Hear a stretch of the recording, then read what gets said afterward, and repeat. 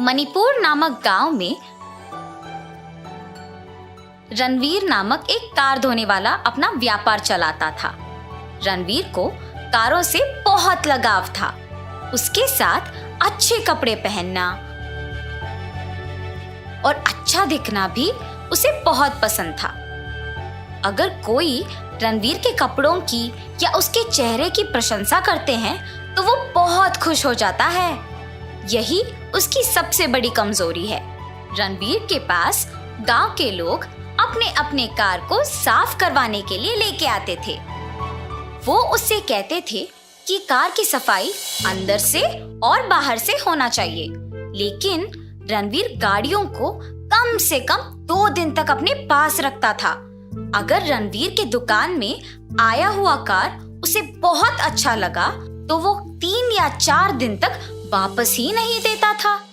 रणवीर अपनी यात्रा के लिए कारों का उपयोग करता था और अपने दोस्तों को प्रति घंटे के हिसाब से कारों को किराए पे देता था। एक दिन प्रेमजी नामक एक बहुत अमीर आदमी एक महंगी कार में मणिपुर आता है। रास्ते में कीचड़ के कारण उसका कार का टायर गंदा हो गया और वही प्रेमजी को कार धोने का एक दुकान नजर आया। कार पूरा गंदा हो गया। यहाँ वैसे भी एक कार वॉश का दुकान है, यही वॉश करवा लूंगा। ऐसे सोचकर प्रेमजी रणवीर के दुकान जाता है। रणवीर प्रेमजी का कार देख सम्मोहित हो जाता है। प्रेमजी आके बात भी करता है, मगर रणवीर की आंखें तो सिर्फ उनके लाल रंग महंगी कार पे होता है और वो उनकी बातों पे बिल्कुल ध्यान नहीं देता है। बाबू इधर देखो, सुनाई दे रहा है? तब रणवीर प्रेमजी को देख अतिथि का गौरव देता है। बैठिए सर, इस कुर्सी में बैठिए। ऐसे कुर्सी साफ करके बैठने के लिए कहता है। नहीं बाबू, मुझे 15 मिनट में निकलना है। तुम अगर कार जल्दी से धो लोगे तो मैं निकल जाऊंगा। क्या 15 मिनटों में? इस कार को कम से कम एक बार तो चलाना होगा। पता नहीं ऐसा मौका वापस कब आएगा। कुछ भी करके आज इस कार को यही रख लेना होगा। बाबू क्या सोच रहे हो? चलो चलो काम शुरू करो। सर, आपका कार देख के पता चल रहा है कि बहुत कीचड़ और गंदगी भरा है। ये सब साफ करने में वक्त तो लगेगा ही। कल इसी समय पे आके ले जाइए। कल? पर शहर में तो चाहे कितना भी कीचड़ हो 15 मिनटों में काम खत्म करते हैं और तुम कल तक का समय मांग रहे हो। यहाँ तो वो सारी मशीन नहीं है ना भाई साहब, आपकी मर्जी है अब। ऐसे कहता है। प्रेमजी भी सोच में पड़ जाता है कि इस कीचड़ भरी कार को लेके वो अपने रिश्तेदारों के घर नहीं जा पाएगा, तो इसीलिए फैसला करता है कि कार को वही छोड़ना बेहतर है। ध्यान रखना, इस कार से मेरा बहुत लगाव है। ऐसे कह के वहां से चला जाता है। रणवीर की खुशी की कोई सीमा नहीं थी। कूद कर नाचते हुए कार में बैठता है। वाह वाह, देखो कैसे चमक रहा है ये गियर, ये स्टीयरिंग। आय हाय, काश ये कार मेरे पास होता।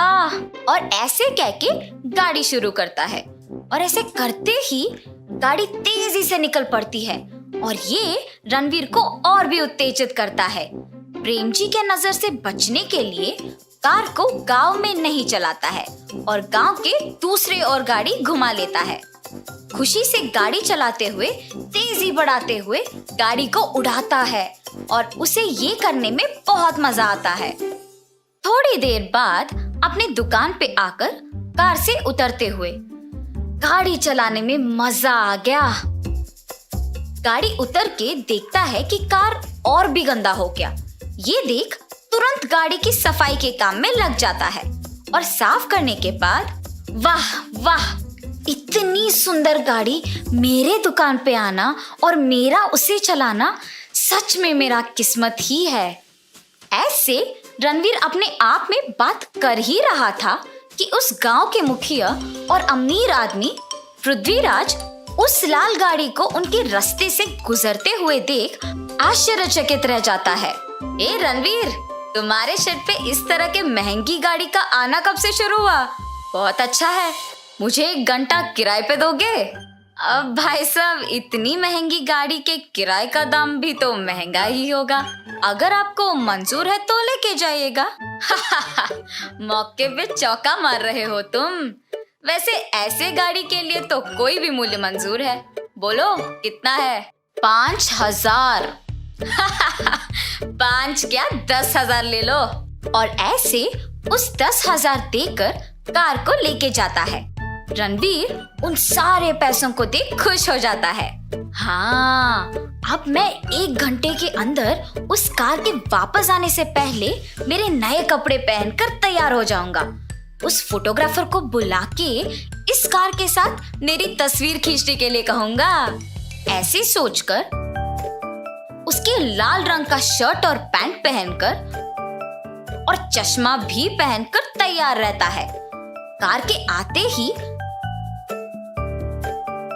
कार के अंदर, कार के बाहर और कार के ऊपर बैठकर अपनी तस्वीर खिंचवाता है। कैमरा वाले को भेजने के बाद उस कार छोड़ने का मन ही नहीं कर रहा था और उसे पता है कि शायद ऐसी महंगी कार को चलाने का मौका फिर उसे कभी नहीं मिलेगा और इसीलिए गाड़ी को वापस तेजी से घुमाने ले जाता है।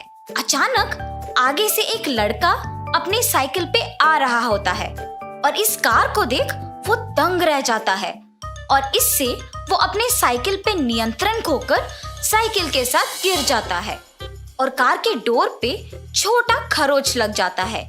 रणवीर तुरंत कार से उतरकर उस खरोच को देखता है और घबरा जाता है और गाड़ी को उसके शेड लेके जाता है।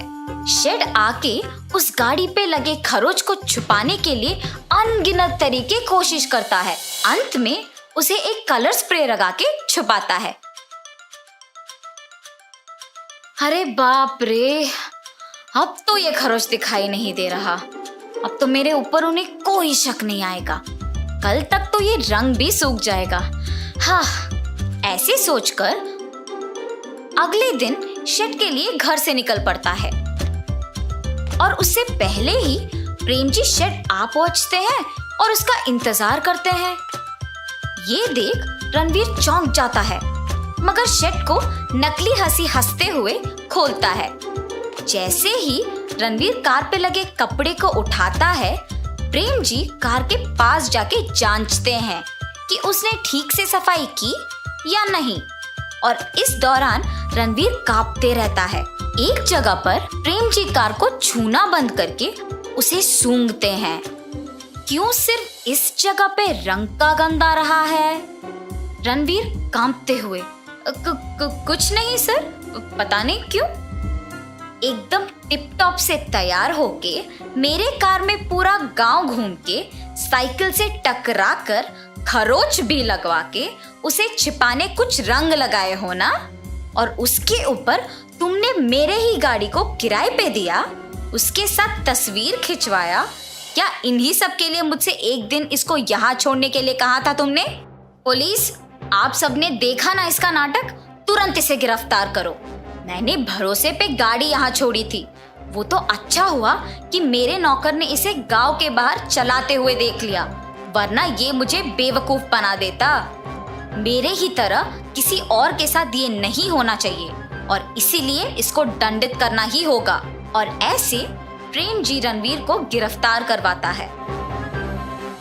तो इस कहानी का नैतिक क्या है? किसी और के चीजों से हमें लगाव या उन पे लालच नहीं होना चाहिए। जो हमारे पास है उससे संतुष्ट रहना चाहिए।